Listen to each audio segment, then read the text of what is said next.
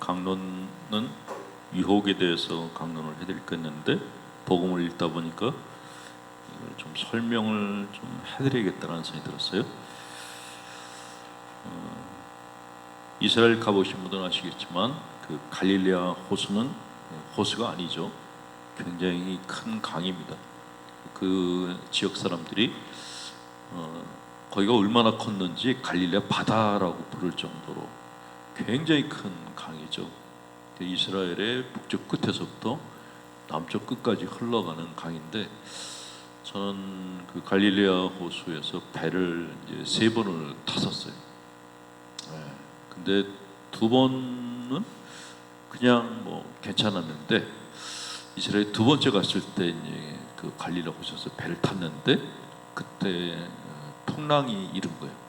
저는 강에서 풍랑이 인다는 것을 처음 경험을 했는데, 배가 막 흔들리기 시작했어요. 바람이 많이 불고 파도도 치고. 갑자기 복음서에 이 구절이 생각이 난 거예요. 아, 이제 죽었구나. 신자들은 비바람이 치니까 비까지 왔어요. 다 이제 배 뒤쪽으로 몰려서 앉고, 저는 그래도 이렇게 제가 지도신부인데 뒤에 같이 앉기는 쪽팔려가지고 가운데 있는 기둥을 붙잡고 서 있었어요. 파도가 쳐가지고 이제 막 물이 안으로 들어오고 난리가 난 거예요. 아, 내가 한국에서도 못 죽고 이 이스라엘까지 와가지고 그것도 이제 물에 빠져 죽는구나 참. 근데 그 와중에 이 베드로 사도 생각이 난 거예요. 이게 직업병이라고 하는 건데 다른 게 생각이 안 나고 베드로 사도 생각이 났어요. 이렇게 풍랑이 쳤을 때 베드로 사도가 얼마나 두려웠을까, 그 마음이 이해가 되더라고요.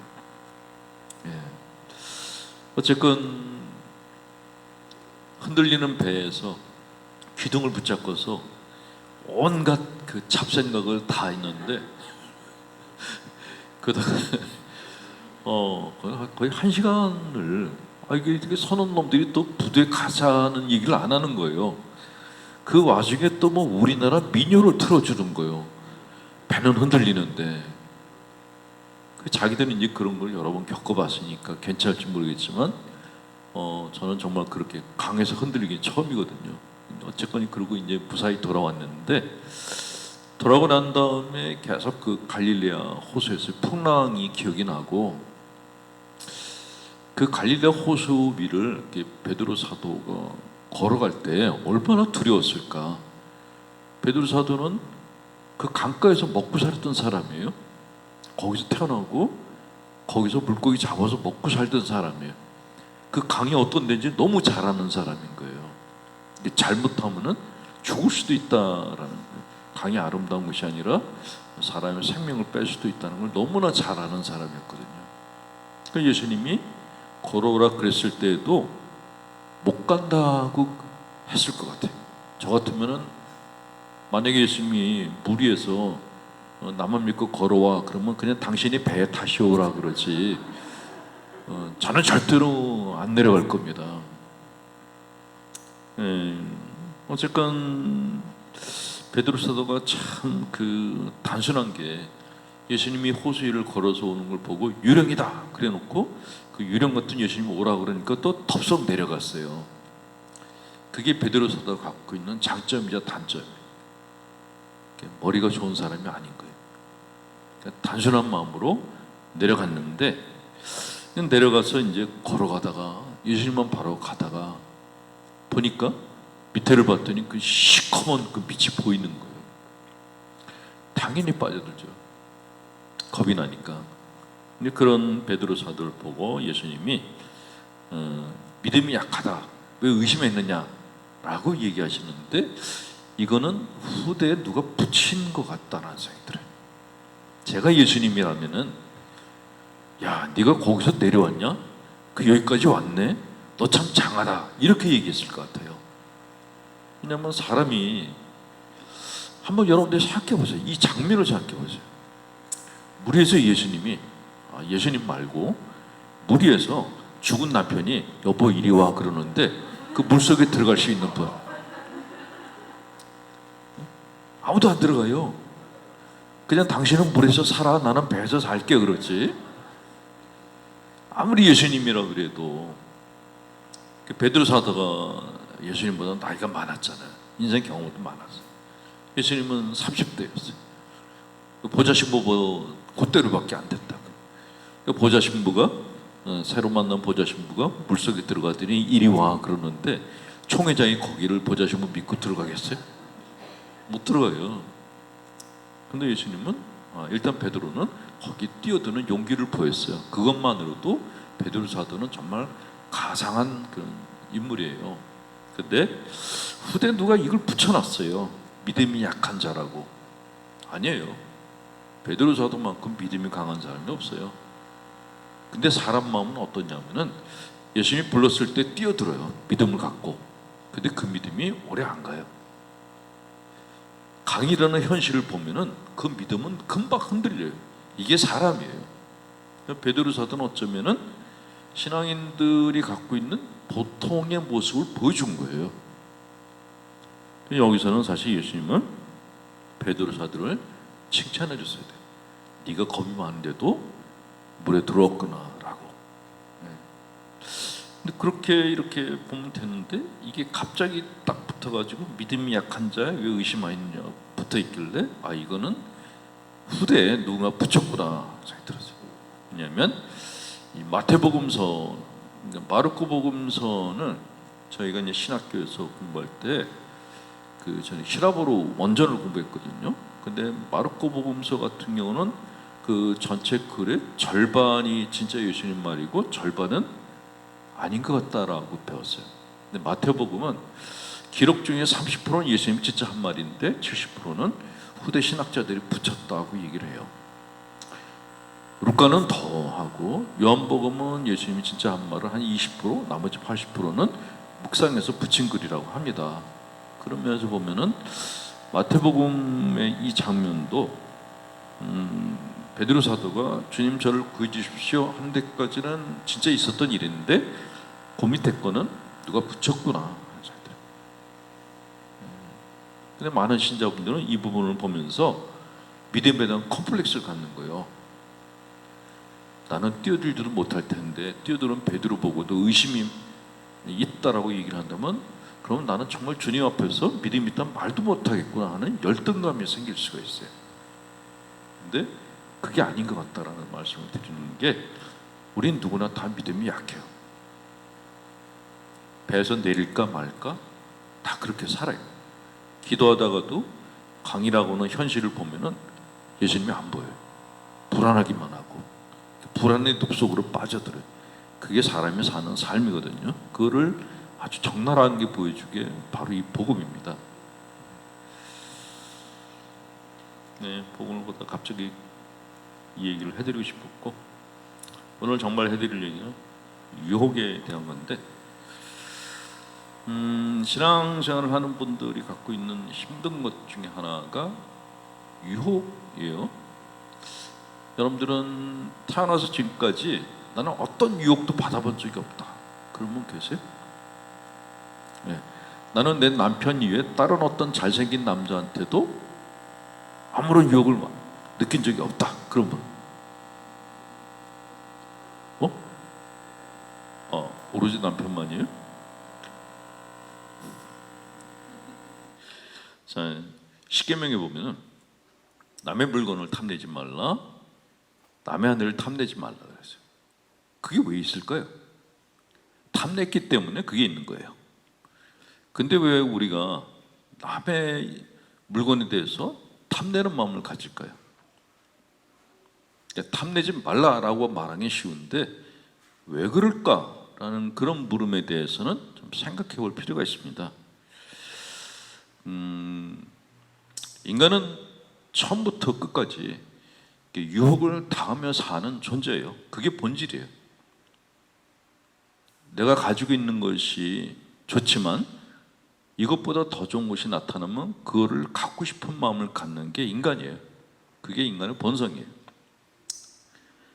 더 갖고 싶은 것, 더 행복해지고 싶은 것, 이것이 우리는 욕구라고 그러는데 이 욕구가 지나칠 때 그를 유혹이다라고 표현을 하죠. 이 유혹은 우리만 느낀 게 아니죠. 예수님도 똑같이 유혹을 겪으셨죠. 언제 겪으셨어요? 복음 선포 나가기 전에 그 유혹의 산에서 거기 유혹을 당하셨다 그랬죠. 근데 그게 신학자들은 그때 유혹 당하시고 그 다음에는 안 당하셨다라는 식으로 이야기를 하는데 그렇지 않았습니다. 예수님은 죽기 직전까지도 유혹을 당하셨어요. 가장 큰 유혹은 뭐였죠? 죽고 싶지 않은 유혹. 생각해보세요. 33살이에요. 그 나이에 결혼도 못 해보고 뭘 누려보지도 못하고 하나님의 뜻인데 죽어야 돼. 그거 죽고 싶겠어요? 살고 싶었을 거라고요. 그러니까 겟세마니 동산에서 밤새도록 기도하신 거예요. 살려달라고. 피눈물이 날 정도로 기도하셨다고 그랬잖아요. 우리는 그거를 전례에서 막 극화시켜가지고 예수님의 순환의 정점이 이거고 뭐 어쩌고 저쩌고 그러는데 당사자인 예수님은 어땠을 거예요? 너무너무 괴로웠을 거예요. 33살인데 내가 세상을 떠나야 된단 말이에요. 저는 지금 67 됐거든요. 근데 아직도 세상 떠나고 싶은 생각이 없어요. 신자분들이 가끔 물어봐요. 언제 떠날 거냐고.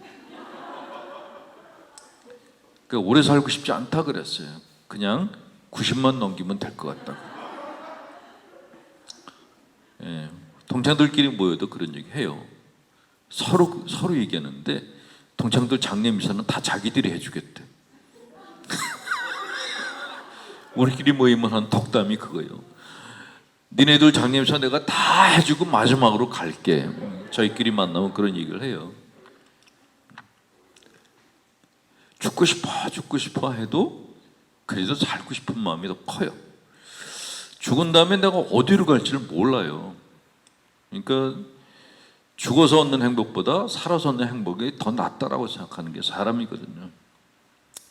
나이를 먹어도 그런데 젊은 30대 그 예수님이 얼마나 살고 싶었겠어요. 더군다나 따라오는 여자들도 많았어요. 마리아, 마르타, 막달라 마리아 막 줄줄이 따라다녔거든요. 그 많은 여인들을 다 두고 떠난다는 게 이게 참 마음 안에서 용납이 안 됐을 거예요. 그러니까 그런 유혹을, 살고 싶은 유혹을 당신이 죽을 때까지 겪은 게 예수님이에요. 근데 저는 그런 면에서 예수님이 좋기도 해요. 만약 당신이 세상에 어떤 유혹도 겪지 않고 그냥 신의 아들로서 깨끗하게 살다 갔으면 참 재수없었을 것 같다라는 생각이 들어요.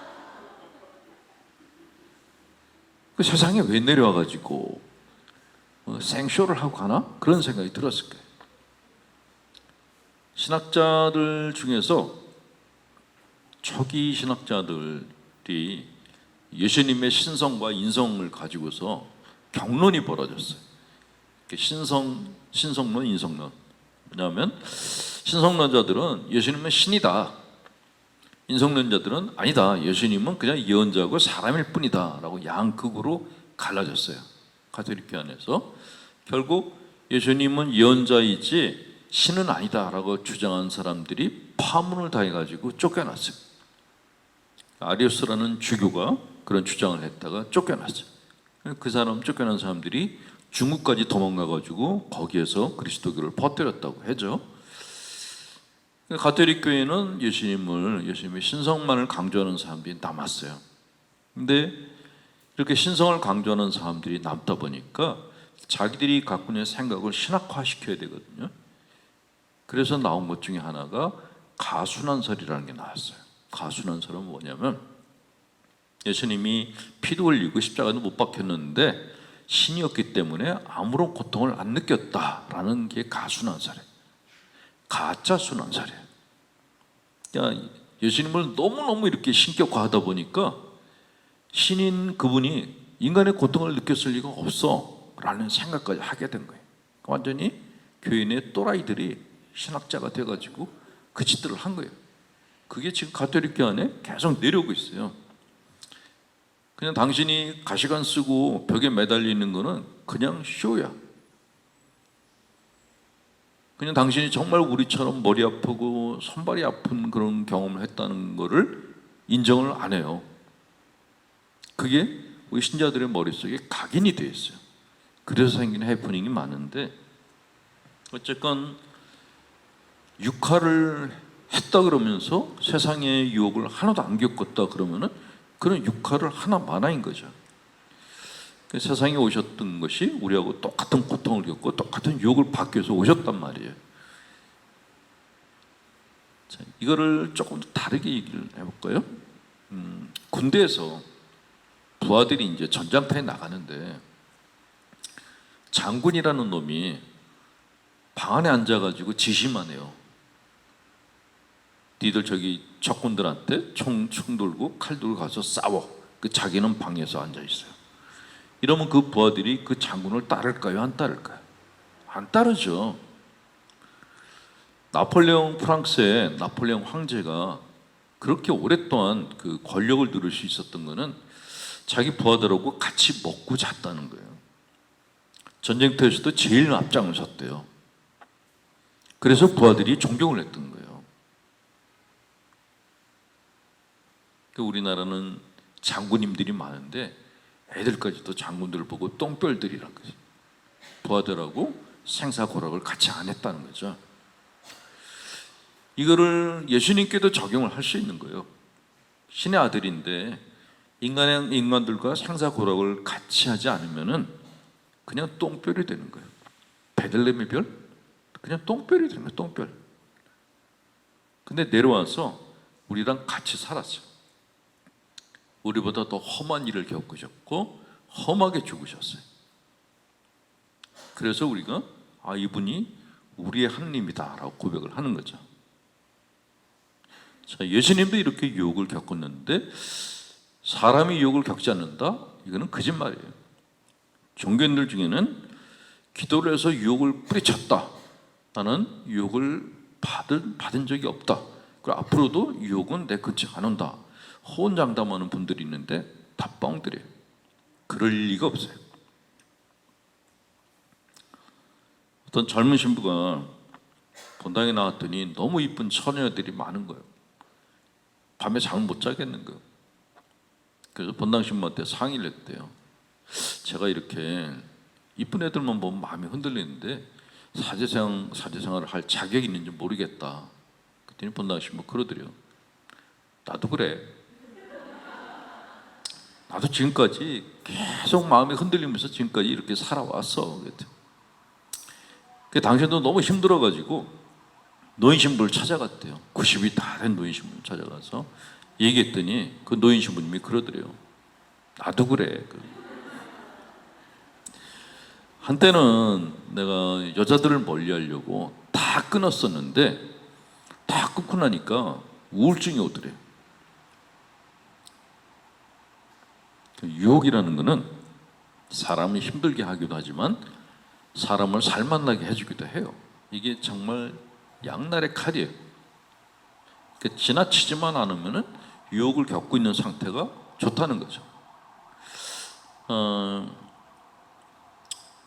일상을 살아가면서 제일 힘들 때가 언제냐 물으면은 많은 분들이 여러 가지 이야기를 하는데 입맛이 떨어질 때가 힘들어요. 앞에 음식이 있는데 하나도 먹고 싶지 않아. 그럴 때 기분 아시죠? 몸이 아파가지고 정말 입맛이 다 떨어졌어. 그때 그냥 죽고 싶은 생각밖에 안 들어요. 음식을 보고 먹고 싶은 유혹을 느낄 때 그때가 가장 살맛 날 때예요. 근데 우리 교회에서의 그 엄격주의자들은 어떻게 얘기하냐면 음식을 보고도 주님을 먼저 생각하라. 음식을 생각하지 말고. 근데 이거는 할 수 없는 일이에요. 인간은 음식을 보면 먹고 싶고 이쁜 처자를 보면 결혼하고 싶고 나보다 더 잘 사는 집을 보면은 나도 저 집을 갖고 싶고 이런 유혹을 갖고 사는 게 그냥 인간이에요. 그게 죄가 아니란 말이죠. 근데 가톨릭 신자분들은 수도자 컴플렉스를 가진 분들이 굉장히 많으세요. 수도자들은 부러워하면 안 되죠. 더 많이 가지려고 그러면 안 되고 가진 걸 나눠줘야 되는 삶을 사는 게 수도자들이에요. 근데 여러분들은 수도자가 아니에요. 그냥 일반 신앙인들이에요. 일반 사람들은 더 갖고 싶은 유혹을 갖고 있어야 돼요. 만약 여러분들 남편이 마음의 유혹을 하나도 겪는 사람이 아니에요. 그 와이프가 집에다가 물건을 사다 놨는데 이런 게 나한테는 과분해 그러면서 그걸 옆집에다가 줘버렸어요. 돈을 벌었는데 이거는 내가 일한 것보다 과분해 그러면서 조금만 남겨놓고 나머지를 다 복지기관에 다 보내버렸어요. 그럼 부인이 그 남편을 존경할까요? 개새끼라고 욕을 할까요? 아마 이혼할 겁니다. 그렇게 살 거면은 철간에나 들어가서 살다가 뒤져라 그러지, 존경하는 우리 남편님 이럴 여자는 아무도 없어요. 만약에 정말 남편을 존경한다 그러면 그 년이 미친년이에요.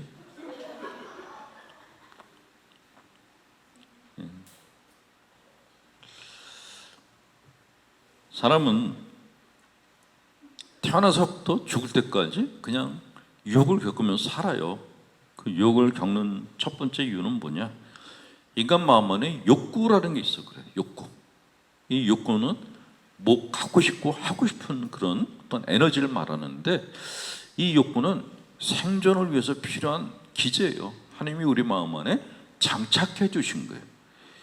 이 욕구를 다 없애버렸다, 그거는 죽었다는 거하고 똑같아요.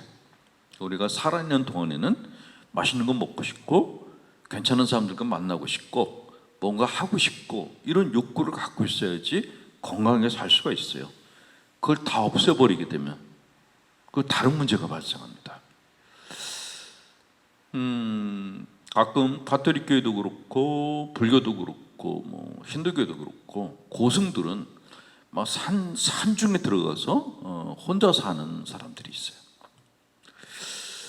지난번에는 TV에서 그 부탄에 대한 이야기가 나오는데 부탄의 고승 얘기가 나왔어요. 근데 이 고승이 절을 갖다가 지었는데 무지무지하게 험한 데다 지은 거예요. 막 절벽길을 타고 올라가가지고 절벽에다가 절을 지어놨어요. 근데 거기까지 좋아. 거기서 지 혼자 살면 되잖아요. 마누라를 둘을 데리고 와서 사는 거예요. 자기는 그 생활이 좋다 그래도 그 마누라들은 무슨 죄가 있다고, 그것도 하나도 아니고 둘이나 데리고 들어가서 살았어. 근데 고승이래. 만약 여러분 남편분이 깨달음을 얻어가지고 여보 내가 히말라야 산 꼭대기 그 절벽에다가 절을 지어놓고 거기서 살 텐데 갈래? 그러면 따라가실 분? 그럼 따라가는 게 미친년인 거예요. 그게 정상이 아닌 거죠. 근데 많은 일반적인 분들은 내가 사는 삶과 아주 특이하게 다른 삶을 사는 사람들을 부러워하고 존경하는 경향이 있어요.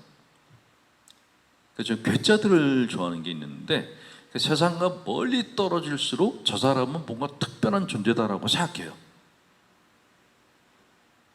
근데 심리학에서는 그렇게 세상과 단절돼서 들어 살게 되면은 자폐증에 걸린다고. 사람이 제일 건강할 때는 언제냐면 다른 사람들과 만나서 맛있는 걸 함께 먹을 때 제일 건강하다고 해요. 제일 건강하다고.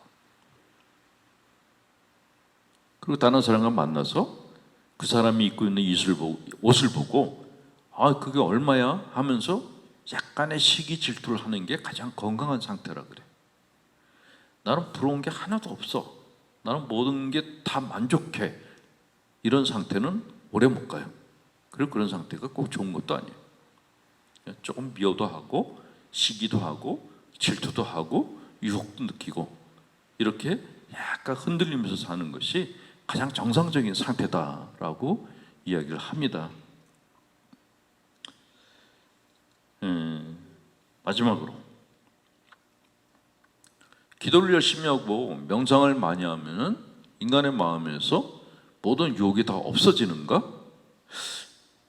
인간의 뇌 구조상 불가능합니다. 왜 불가능하냐? 우리 뇌가 전문 용어로는 잘 모르겠는데 세 부위로 되어 있대요. 하나는 파충류의 뇌가 있대. 그 옆에 있는 게 포유류의 뇌래요. 그 옆에가 영장류의 뇌랍니다. 뇌가 이렇게 세 번으로 되어 있대요. 근데 이게 맞는 게, 우리가 어떤 사람을 보고 이런 욕을 할 때 있죠. 저 버러지만도 못한 놈. 그거는 파충류의 뇌가 큰 사람을 두고 한 얘기예요. 벌레만도 못하다고 얘기하죠. 또 이런 욕하죠. 저 짐승 같은 놈. 그거는 포유류의 뇌가 크다는 거예요. 저 사람 괜찮은 사람이네. 이거는 영장류의 뇌가 제일 발달됐다는 거예요. 근데 영장류의 뇌가 커지면은 이 벌레 같은 근성과 짐승 같은 근성이 없어지냐? 안 없어져요.